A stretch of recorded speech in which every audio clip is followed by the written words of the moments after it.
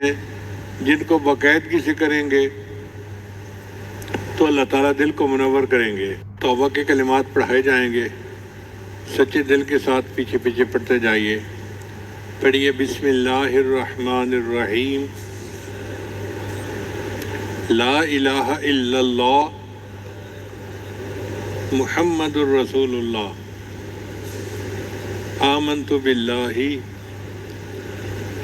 وملائکتہ وکتبہ ورسلہ volume الآخر والقدر خیرہ وشرہ من اللہ تعالی والبعث بعد الموت، آمنت باللہ کما ہوا باسمائہ وصفاتہ وقبلت جمیع احکامہ اقرار باللسان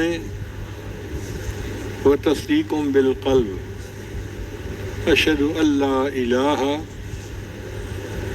الا اللہ واشہد ان محمدا عبدہ ورسولہ، استغفر اللہ ربی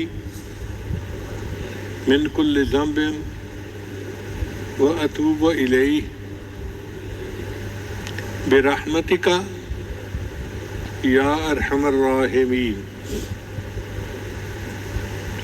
ان کلمات کو پڑھنے سے ہم تو بتائے ہو چکے ہیں، چند معمولات ہیں جن کو باقاعدگی سے کریں گے تو اللہ تعالیٰ دل کو منور کریں گے۔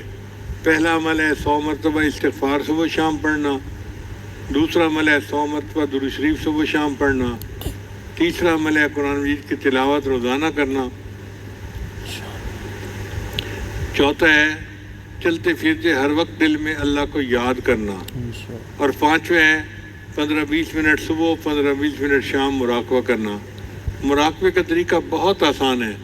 جب آپ نماز پڑھ کے فارغ ہوں تو آنکھیں بند کر کے اللہ سے لو لگا کے بیٹھ جائیں، اللہ کی رحمت آ رہی ہے، میرے دل میں سما رہی ہے، میرے دل کی ظلمت اور سیاہی دور ہو رہی ہے، اور میرا دل اللہ اللہ اللہ بول رہا ہے اور میں سن رہا ہوں، زبان سے نہیں پڑھنا۔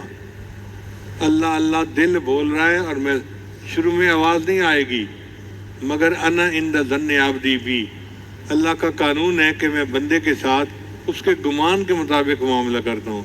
چنانچہ بندہ جب یہ گمان لے کے مراقبہ کرتا ہے تو کچھ دنوں کے بعد اس کو واقعی اپنے دل سے اللہ اللہ کی صدا محسوس ہوتی ہے۔